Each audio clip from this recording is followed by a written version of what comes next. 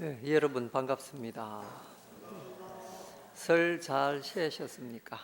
예, 예, 금년에도 우리 불자님 가정에 건강과 행복이 깃드시기를 구정을 맞아서 아직 보름이 안 지났기 때문에 새해 인사 드리겠습니다. 예.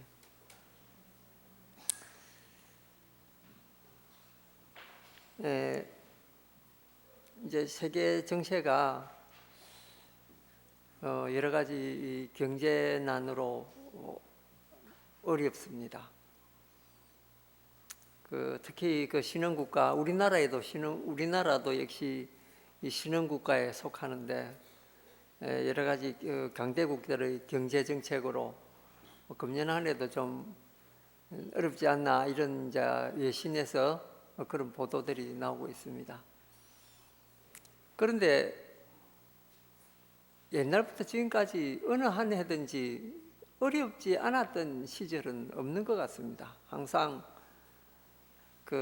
서민들은 먹고 사는 일에 항상 고통스럽고, 그게 이제 먹고 살기가 어렵기 때문에 그 고통의 이 세계다 이렇게 부처님께서 설하신 것 같습니다. 이제 물론 여러 가지 생로병사라든지 이런 고통이 따르기도 하지만은 약육강식의 법칙에 의해서 사는 문제가 굉장히 어렵습니다. 그래서 이 고의 세계다 이제 그렇게 이야기하고, 가령 예를 들면은 짐승들 경우에 눈 뜨고 자는 시간 동안에 계속 먹이를 찾아서 헤매지 않습니까? 그 짐승들의 생애라고 하는 것이 목표가 딱 하나뿐입니다. 먹고 사는 거거든요. 종일토록 야생 동물들은 먹이를 찾아서 헤맵니다. 다른 거 하는 일이 거의 없죠.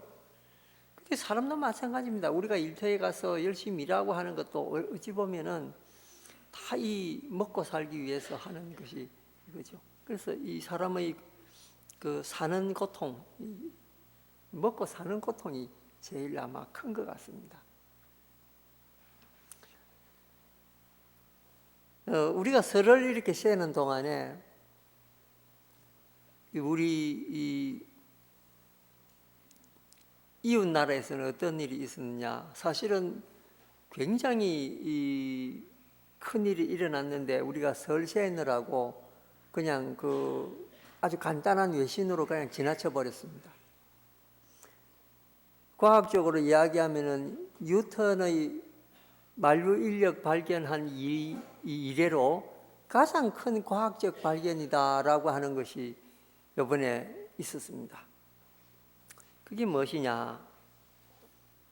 이제 관심이 있는 분들은 외신을 통해서 들으셨겠지만은, 관심 없는 분은 아마 이번에 무슨 일이 있었는지 잘 모르고 지나갔을 겁니다.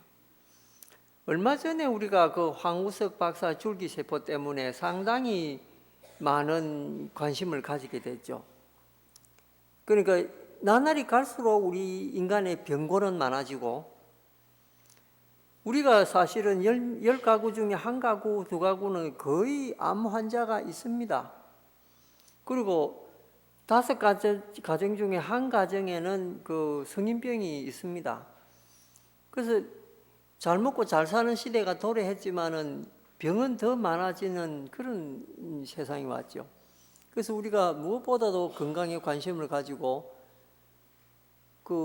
사람의 생명을 연장하는 것도 중요하지만은 짧게 살아도 건강하게 사는 것이 사실은 더 중요하거든요. 그래서 건강에 굉장히 이제 현대인들만큼 관심을 많이 가진 시대는 또 없다고 봅니다. 그럴 때 가령 예를 들면 집안에 위암 환자가 있으면 수술을 받으러 가면은 둘 중 하나입니다.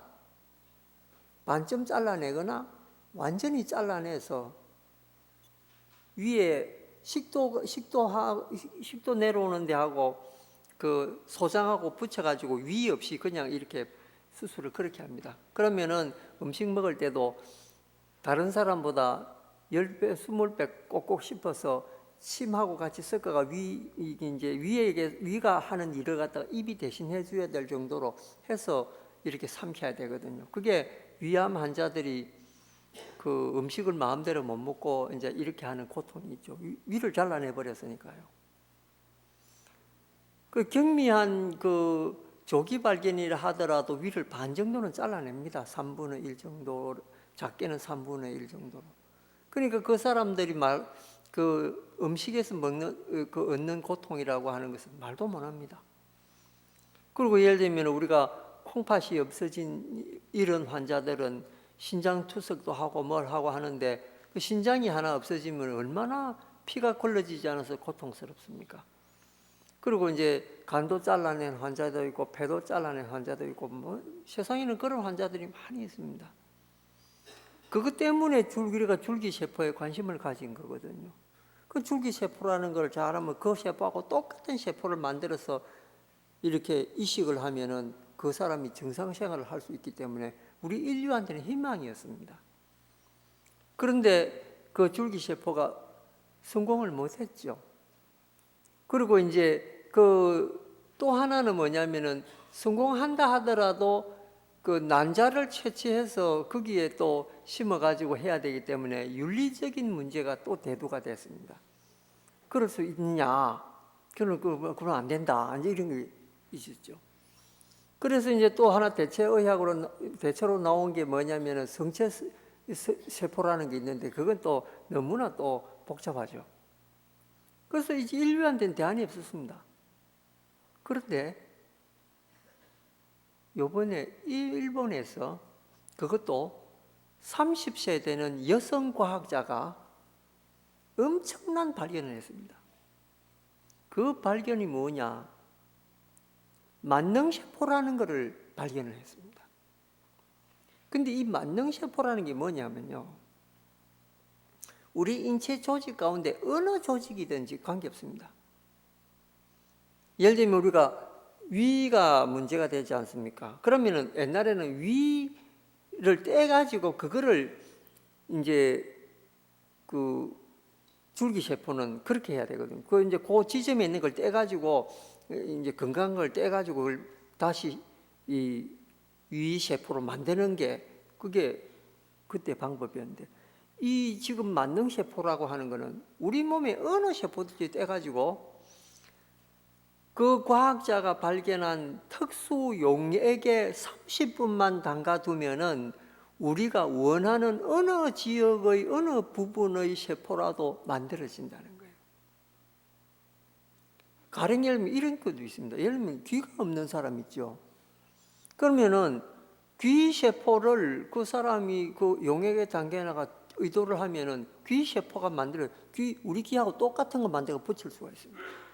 그러면 위 세포는 위하고 똑같은 그 세포를 조직을 만들면 되거든요. 그러면은 위도 새로 바깥 끼워 넣을 수가 있습니다.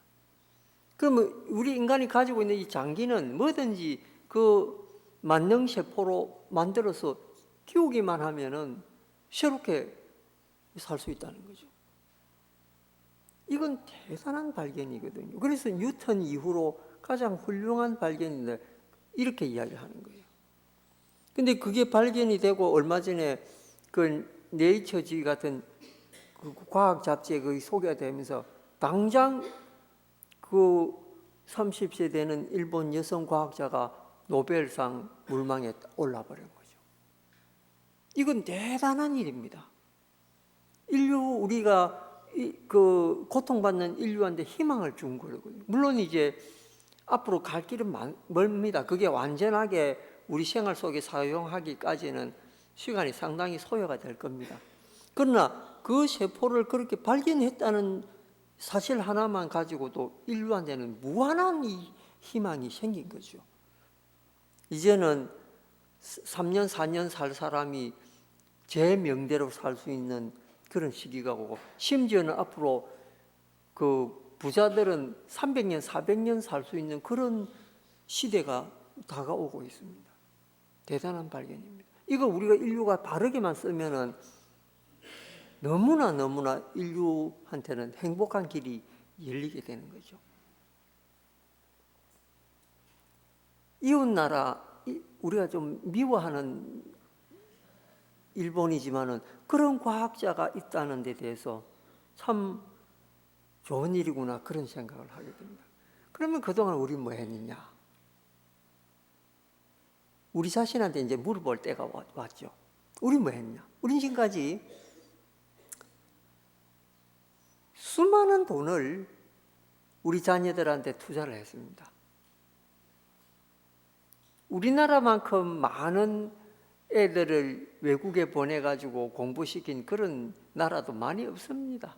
교육 열기는 세계 제일이고 한국의 교육 방침이 세계에서 가장 뛰어나다고 얼마 전에 버락 오바마 대통령이 어디에 가서 연설도 할 때도 그 말을 했죠.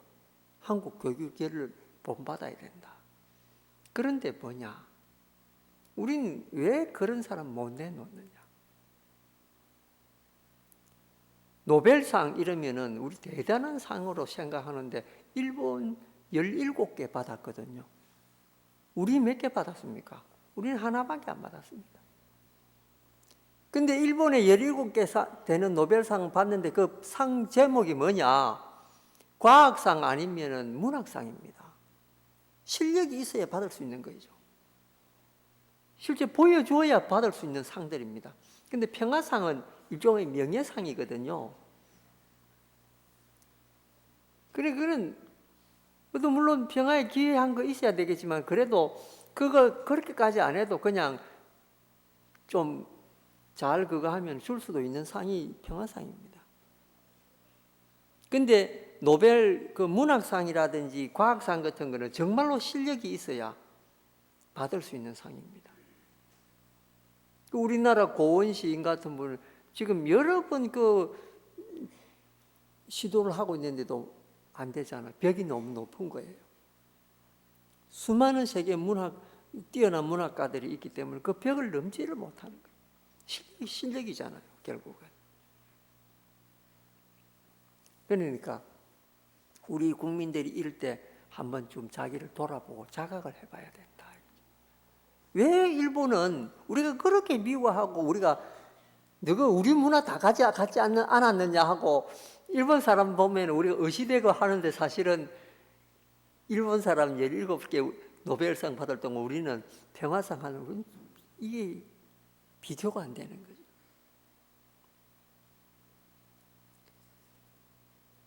자, 우리는 지금 학교 현장에서 무엇을 열심히 하고 있느냐? 기본으로 하고 있는 게 필수가 뭡니까? 국영수거든요. 국어, 영어, 수학인데 이게 필수입니다. 근데 필수라는 것은 반드시 필요하다라는 뜻이죠. 그런데 우리나라에서 영어가 우리가 정말로 그렇게 정말로 이게 필요하지, 쓰지 않으면 안 된다라고 할 정도로 필요한 건가? 그렇지는 않죠. 물론 밖에 나가면 간판들 다 요새 영어로 다 쓰지가 있습니다. 근데 그 영어 보고 다 찾아가는 건 또 아니거든요. 그리고 우리나라 국민들끼리 서로 이야기할 때 영어로 하는 경우는 드뭅니다. 그리고 수학, 그 열심히 하긴 하는데 생활 속에서 얼마나 그 수학이 많이 쓰이냐. 그 고등학교 배우는 뭐 코사인이 어떻고 하는 그런 것들 생활 속에 안 씁니다. 우리가 합의하자 곱셈, 뺄셈, 나누셈 이런 것 정도죠. 실생활에 그걸 많이 씁니다. 그런데 정말 우리가 필수로 해야 될 게 뭐냐? 인문이죠. 문사철, 문학, 사학, 철학 이 세 가지를 필수로 해야 됩니다. 국영수, 국어요. 문사철 제도로 하면 국어 제대로 배워집니다. 그 수준 높은 책들 읽고 있는 사이에 국어가 터득이 안 되겠습니까? 됩니다. 그러니 국어 따로 과목 안 정해도 문사철만 열심히 하면은, 그 인문학만 열심히 하면은 될 겁니다. 왜 굉장히 어려운 단어들이 그 안에 다 들어있거든요. 그 다음에 역사를 인식 제대로, 역사라는 게 한국 역사만 보는 게 아니고 세계 역사를 보는 거거든요. 이후에 중국 역사, 일본 역사 다 공부하는 거거든요. 그런데 그런 역사를 제대로 깨닫게 되면은 한국이 앞으로 어떻게 걸어나가야 될까는 청소년한테 이야기 안 해줘도 잘 알죠. 민족의식 가집니다. 저는 13살에 승려가 돼가지고 역사 공부를 별로 안 했는데 역사 공부를 어떻게 할까 하고 책을 찾다가 단재 신채호 선생이 쓴 조선 상고사라는 책을 읽고 크게 감명을 받았습니다. 이거야말로 우리 역사구나. 거기서 출발한 거예요. 그거는 학교에서 안 가르쳐 주는 거거든요. 조선 상고사 읽으면은 한국 사람으로서 어떻게 살아야 될까 이게 반드시 나옵니다. 그리고 그 생각이 머릿속에서 딱 자리 잡혀가지고 정말로 당당한 한국인으로서 성장을 합니다. 그리고 심지어는 이런 책도 있습니다. 세계의 역사를 서양의 눈으로 보지 말고 동양의 눈으로 보자. 그 세계 사관들이 전부 서양의 역사관으로 지금 써지가 있지 않습니까? 그런데 동양적인 눈으로 세계를 볼 필요도 있다. 이런 반대급부적인 그런 교육 방법도 있거든요. 그런데 그 책을 제가 읽고 상당히 세계사를 보는 안목이 달라졌습니다. 과거에 그 부트란드 러셀이 세계 역사를 써가지고 출판하고 난 뒤에 나중에 후회를 한 일이 있습니다. 동양의 역사는 쏙 빠졌거든요. 동양은 세계가 아닙니까? 그러니까 우리가 지금 세계사를 인식하는 것도 어떻게 인식을 해야 되는가, 그거 굉장히 중요한 거예요. 역사 바로 세우기라는 운동도 우리가 벌이고 있지만은 어떻게 역사를 바로 세우느냐, 무엇을 기준으로 하느냐, 이게 제일 중요한 겁니다. 그 때문에 단재 선생은 나라를 읽고 난 뒤에 나라 역사부터 제대로 쉬어야 되겠다 생각해서 쓴 책이 조선상고사 책 아닙니까? 그 다음에 세 번째 철학인데, 철학을 가지지 않은 민족이나 백성이나 또는 자라나는 세대는 희망이 없습니다. 그런데 철학도 동양 철학, 서양 철학 나눠지가 있지 않습니까? 사람이 왜 사느냐에 대한 질문이 바로 철학의 시발점이거든요. 사람답게 사는 걸 배우는 거죠. 거기에 이 문사철 이 세 가지 외에 두 가지 더 배워야 됩니다. 필수로 할 게. 그게 뭐냐? 과학과 도덕입니다. 우리가 중학교, 고등학교 요 5가지 과목만 필수로 하면은 다른 공부 구태여 이 신경을 많이 쓸 필요도 없습니다. 그게 인간 살아가는 기본이거든요. 우리가 사람이 살려고 지금 이 세상에 태어나고 이웃 간에 화목해서 부강한 나라 건설하려고 하고 우리 자손 만대로 행복하게 지내려고 하는 게 우리의 목적 아닙니까? 근데 사실은 그 목적 중에 하나 도구로서 쓰이는 게 영어라든지 외국어고 수학이 있는 그런 것이 않습니까? 그건 도구거든요.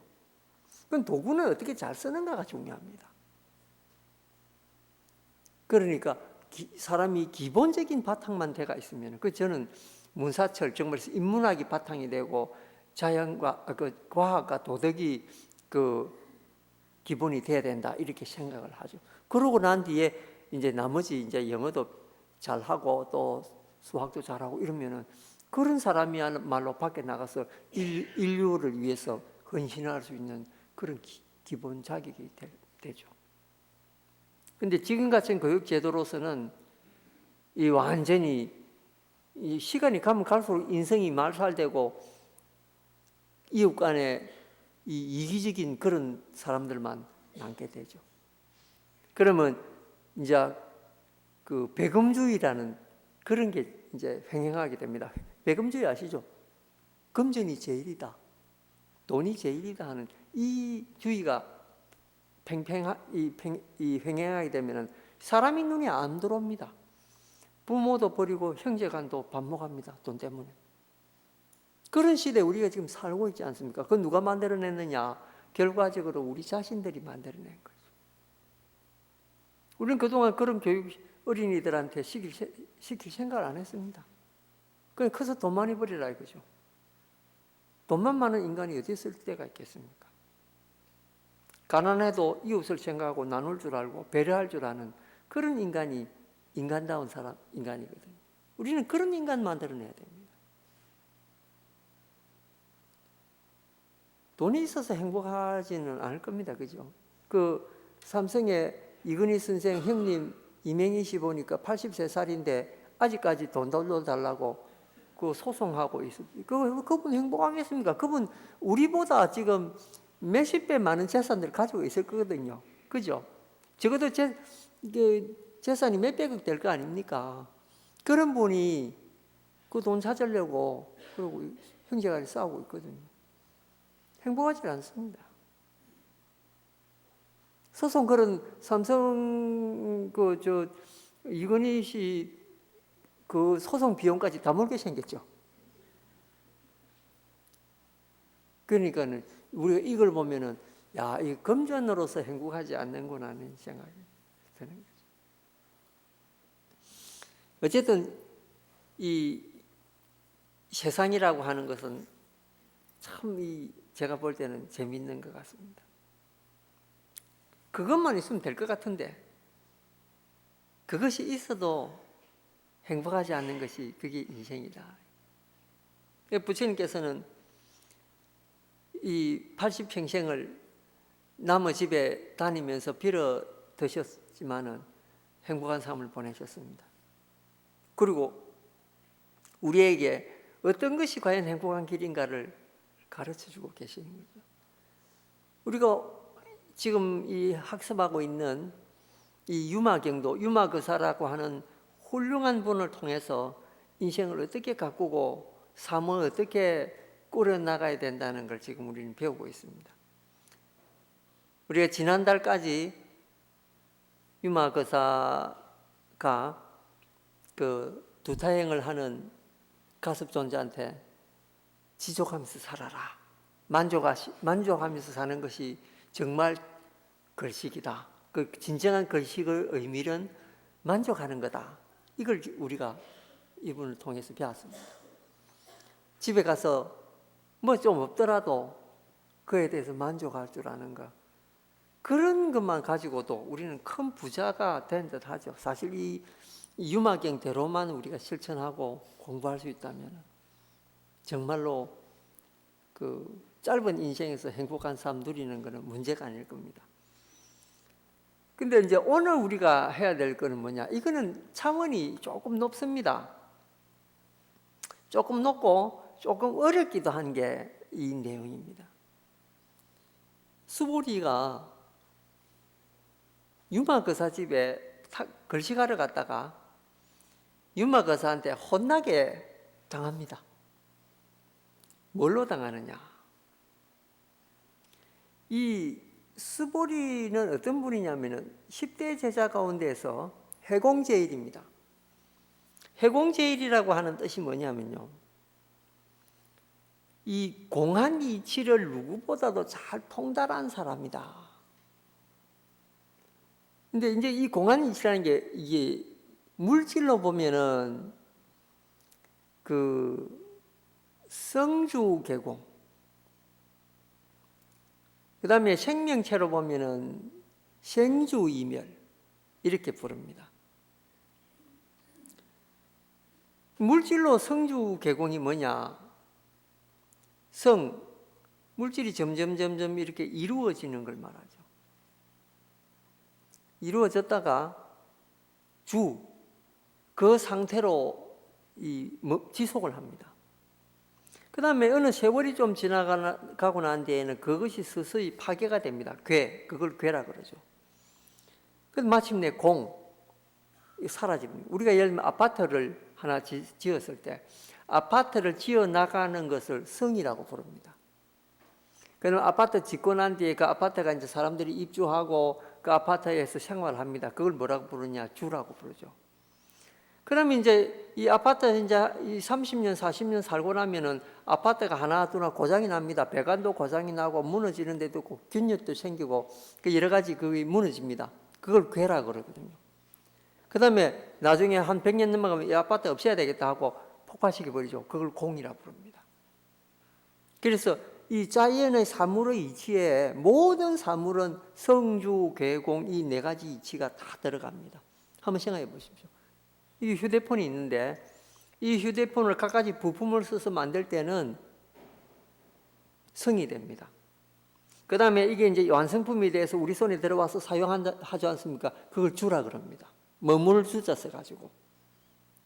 그 다음에 이게 이제 한 3, 4년 쓰면은 고장이 나요. 고장이 나면은 그 갖다 주면 나중에는 AS 서비스는 되긴 되는데 이거 바꾸시는 게 좋겠습니다. 그런 말 하죠.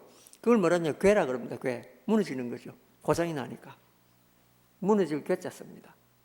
공. 나중에 이거 없애버리죠. 공. 본래 없던 자리로 돌아간 거예요. 모든 물질이 그렇습니다. 그 다음에 이제 생명으로 따지면은 생주이밀이라고 부르거든요. 그럼 생주이밀이라는 게 뭐냐? 태어났다는 거예요. 이제 아기로 태어나서 점점 이제 먹이를 주고 자랍니다. 그래서 성인의 몸의 상태가 되죠. 그걸 뭐라냐? 생명이 붙어 있는 동안 우리의 상태를 주라고 그럽니다. 그러니까 아기를 놓고 그때부터 자라나는 게 아니고 사실은 알고 보면 죽어가는 거죠. 날 60까지 살아라 딱 이래 되지 않습니까? 그러면 태어나면서부터 한 살 1년씩 까먹잖아요. 그러니까 사실 사는 게 아니고 죽는 거죠. 태어나면서부터 죽는 게 인생입니다. 근데 그걸 모르고 살겠다고 아동바동하고 이제 그러는 거죠. 욕심 부리고. 살아있는 동안에 욕심 부리는 거는 사실 생명 유지는 필요한데 필요 이상으로 이제 욕심 부리니까 난리가 난 거죠. 어쨌든 간에 태어나면은 그 한 살에서 목숨이 닿을 그때까지 머무르는 시간, 그걸 주라 그럽니다. 이는 모습이 달라진다는 뜻이죠. 그러니까 아기 때 모습하고 청소년 시기하고 이런 거 점점 우리가 세월이 지나면서 얼굴 모습들이 점점 변합니다. 몸 상태도 변해지고 나이 들수록 병도 많아지고 여러 가지 기능이 저하가 되죠. 그걸 이라고 부릅니다. 조금씩 달라진다 이런 뜻입니다. 그 다음에 이 이가 끝나면 어떻게 됩니까? 공이 되죠. 죽는 상태가 되죠. 죽으면은 이 세상에 태어나기 전하고 똑같이 되어버린다는 거죠. 그래서 생주이멸 이렇게 부릅니다. 생명이 있는 걸. 그래서 물질하고 생명하고 그게 조금 이제 용어에서 차이가 납니다. 이게 우리 인생의 그 변화 과정이거든요. 근데 수보리는 뭐냐? 그 공의 이치, 원래대로 이 세상에 아무것도 존재하지 않았던 그 이치를 너무 잘 아는 분이 바로 수보리였다.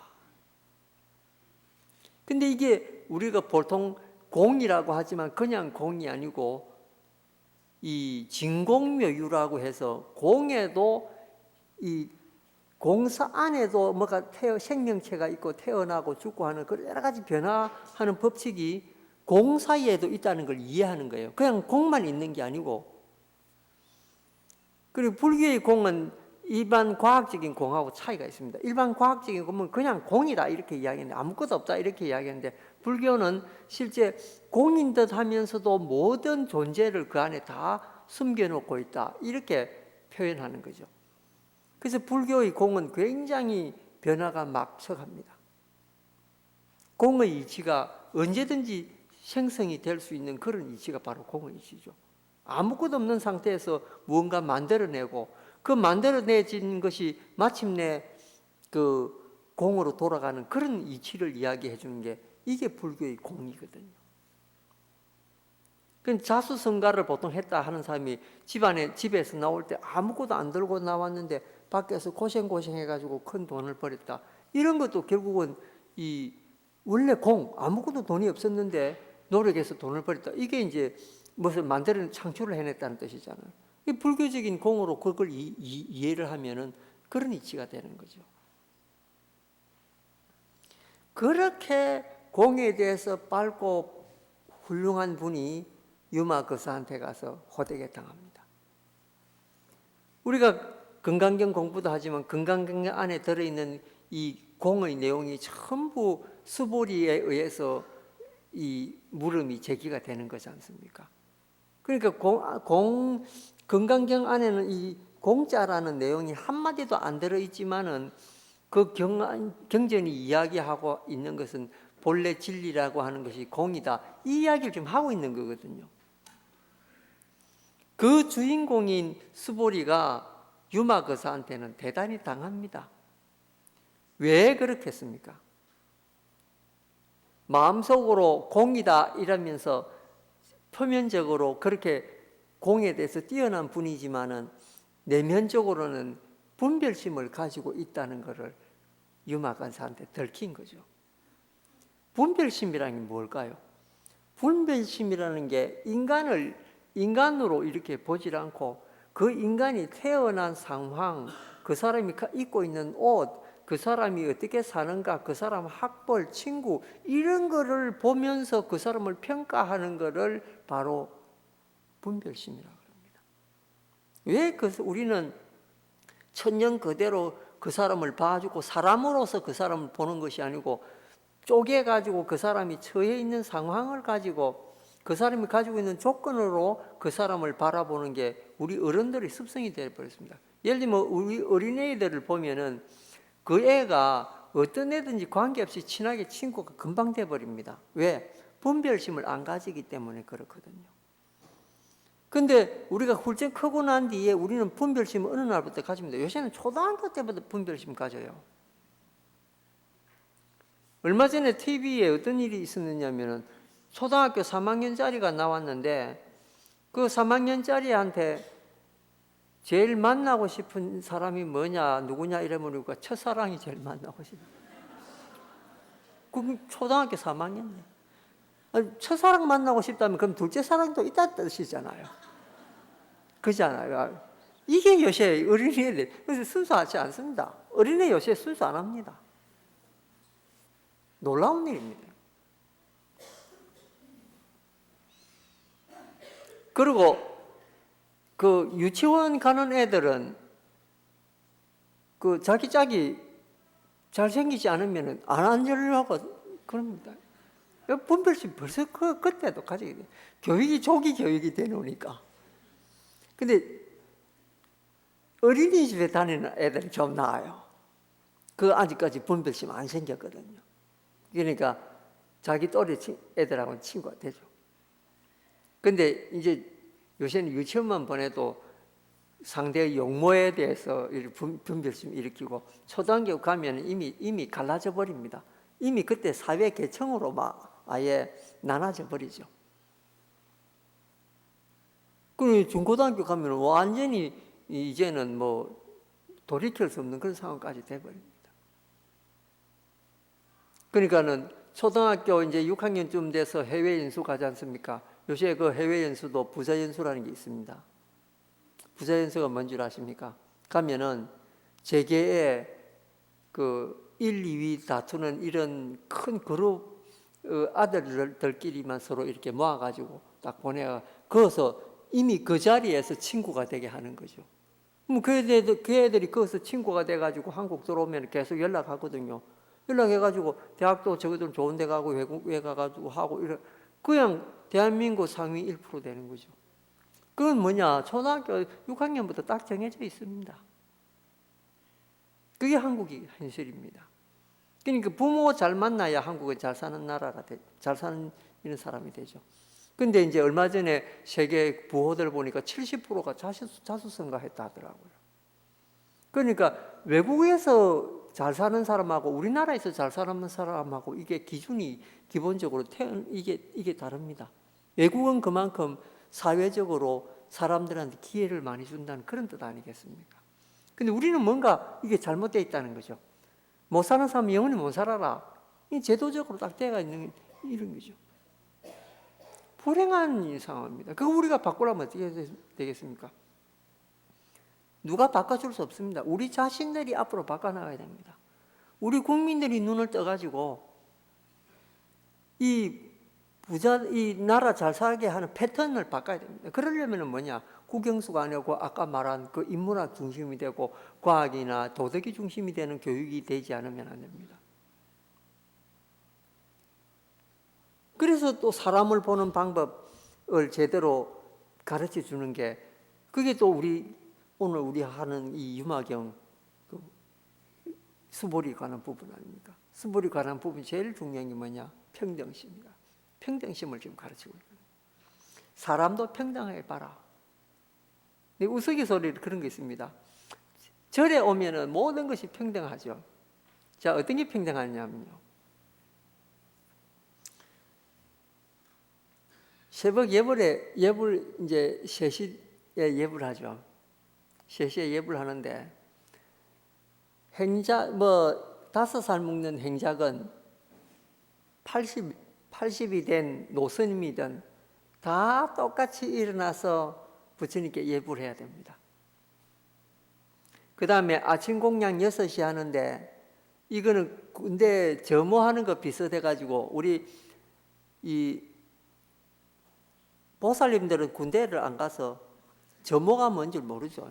점호가 뭐냐면요, 군인들 이렇게 딱 씌워놓고 그 이름 석자 대고 그 오늘 참석했나 안 했나 이거 확인하는 거, 그거 점호라 그러거든요.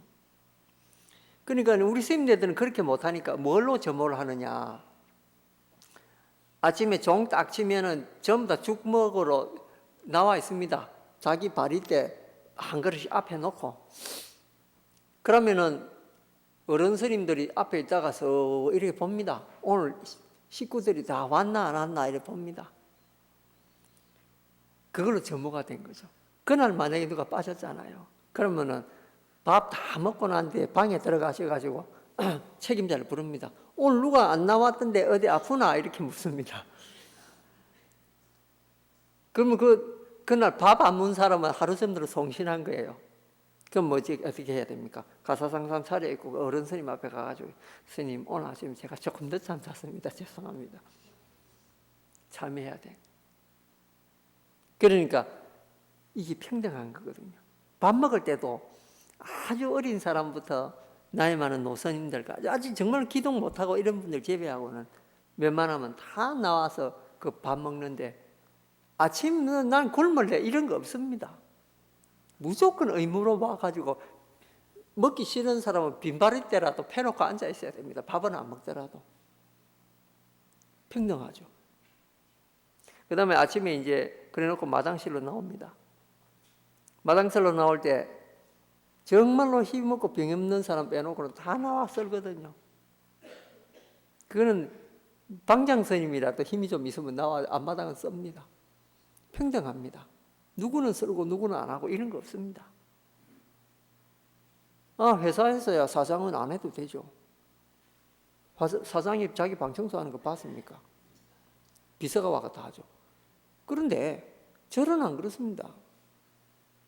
저는 마당을 당신 방장 스님, 조실 스님을 주지 스님 다 와갔습니다. 평등함. 이게 불교 평등이거든요. 모든 생활에서 평등하다. 그리고 회의 같은 거 할 때도 발언권요, 저 밑에 어제 아래 머리 깎은 사람도 발언권이 있습니다. 그 사람도 발언권 줍니다. 방장 스님하고 똑같습니다. 최고 높은 스님이나 최고 낮은 스님이나 발언권이 똑같이 줍니다.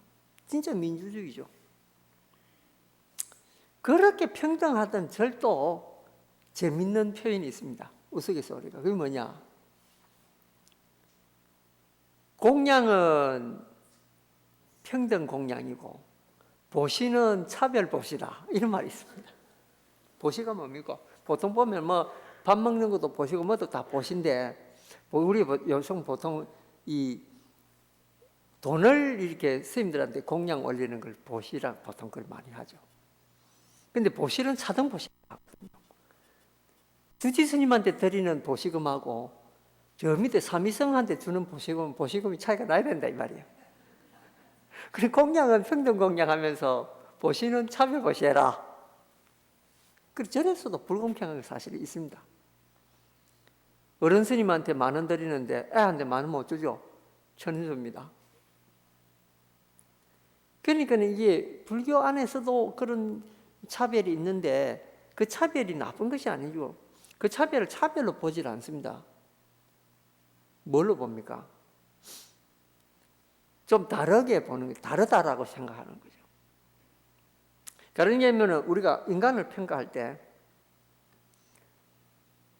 이제 건축물을 하나 짓는데 건축물에 이 여러 가지 이 신체를 장애 가진 분들을 위해서 편리한 걸 만들어 놓은 게 많습니다. 예를 들면 계단 올라오는 데를 휠체어 올라올 수 있도록 그렇게 이제 돌아가는 이런 길을 만들어 놨다든지, 화장실 같은 데 가면은 이렇게 화장실 표시에 점자 표시가 되어 있는 것입니다. 그러면 이렇게 시각장애인들은 그거를 만져가지고 남녀 그 화장실인지 구분할 수 있도록 그렇게 해놨습니다. 그 다음에 이제 이렇게 그 중요한 관공서 같은 거 들어갈 때 보도블록을 약간 색깔을 좀 다르게 해가 만들어 놓은 거 있죠. 그것도 시각장애인들을 위해서 만들어 놓은 거거든요. 그걸 발로 밟아보면은 그거 시각장애인들은 그게 요게 요 길로만 밟아가면 안전하다는 그런 걸 다 이렇게 만들어 놓은 거예요. 그러면은 우리가 그 시각장애인이나 지체장애인들을 볼 때 저 사람은 어디가 불편하다, 우리보다 좀 불편한 분이구나. 가령 예를 들면은 교통사고 당해가지고 상해 입은 분들은 사실은 그분들이 교통사고 당하기 전에는 우리하고 똑같았거든요. 근데 교통사고 당하고 난 뒤에 다리가 부러졌다든지 이렇게 이런 사고를 당해서 휠체어도 타고 목발도 짚고 다니는 것인데, 그런 사람을 이상하게 바라보는 풍토가 한국 사람들한테 있습니다. 장애인들은 뭔지 모르게 불편하다, 이런 불평등한 생각을 가지고 있습니다. 근데 사실은 우리나라 국민 전체가 그 불구자의 예비 후보로 지금 있습니다. 왜? 우리도 언제 자동차에 당할지 모르는 사람들이거든요. 우리도 그런 운명에 처할 수가 있습니다. 그런데도 장애인들을 우리는 영원히 그런 거 안 당할 줄 알고, 젊은 사람이 마치 늙은이를 보듯이 자기는 영원히 안 늙을 것처럼 이렇게 노인들 불편한 거 보면은 왜 저러나 하고 이렇게 보는 거 똑같습니다. 그러니까 사실은 우리 모두 다 그런 위험에 노출이 되어 있는데도 자각을 못하는 거죠. 그러면 유마경에서 가르치는 이 평등심이 뭐냐? 인간은 인간 그대로 바라는 거예요. 저분이 예를 들면 시각장애인이다, 지체장애이다, 이거는 그분들이 가지고 있는 약간의 불편한 거거든요. 그러면 우리가 불편한 걸 어떻게 해소시킬 수 있느냐? 배려심만 가지면 됩니다. 이거는 분별이 아니고 분별과 배려심은 다른 겁니다. 분별은 너는 이러니까 너는 이렇게 살아야 돼, 이렇게 하고 그 사람을 비하하고 그 사람을 우리 안에 넣어주지도 않고 외계인 취급하고 이런 거를 우리는 분별이라고 그러죠. 근데 배려는 뭐냐? 같이 아우르면서 같이 살 수 있도록 그 사람도 똑같은 인간의 권리를 누리고 우리가 똑같은 행복을 추구할 수 있도록 그렇게 도와주는 걸 배려라 그러거든요. 우리가 해야 할 일은 그들을 그렇게 그런 시각에서 바라보면서 배려를 해주는 게, 그게 평등심이거든요. 그래서 중요한 것은 뭐냐? 인간을 평등하게 바라보는 가운데서 깊은 대자대비한 마음을 내는 거, 대자대비가 아니라 평등심에서 나오는 배려심이라는 거죠. 그래서 배려심이 곧 대자대비다, 이렇게 보시면 됩니다. 그래서 우리가 지금 배우고 있는 이 수보리의 이 공이라는 것도 결국 아무것도 없다라는 것보다는 그 속에 본래는 공의 이치지만은 그 안에 모든 것을 포함하고 있다라는 그런 의미처럼, 우리가 모든 중생과 모든 이치를 평등하게 바라보지만은 그 속에 우리의 배려심이 배어 있다면은 결코 이 사바세계는 고통의 세계가 되지 않고 극락정토와 같은 낙원이 될 수 있다. 우리는 그런 안목을 지녀야 된다. 그러려면은 우리부터 자각하고 우리 후손들이 어떤 교육을 제대로 받아야 되는가, 이게 상당히 중요하다고 생각합니다. 예, 오늘 유마경 이 수불이 존자 부분에 수불이 존자에 대해서 이야기 좀 드렸고요. 이 내용은 다음 달에 와서 이제 본문을 읽고 시작하겠습니다. 아무쪼록 금년에도 여러분들 우리 열애사에 꾸준히 나오셔서 마음밭을 가꾸시고 또 자기 자신을 위해서 그 누구보다도 오늘 이제 정초 기도도 있고 이번에 지금 그렇지만은 내가 행복하고 내가 즐거워야 우리 이웃과 내 자녀 가족들이 다 즐겁고 행복합니다. 내가 불행한데 가족들이 과연 행복할까? 그렇지 않습니다. 그러니까 여러분들이 나날이 기쁘고 가족들을 위해서 희생할 수 있는 내가 즐겁고 그런 마음이 되면은 금년 한 해들은 보람된 한 해가 될 거라고 생각합니다. 예, 성불하십시오.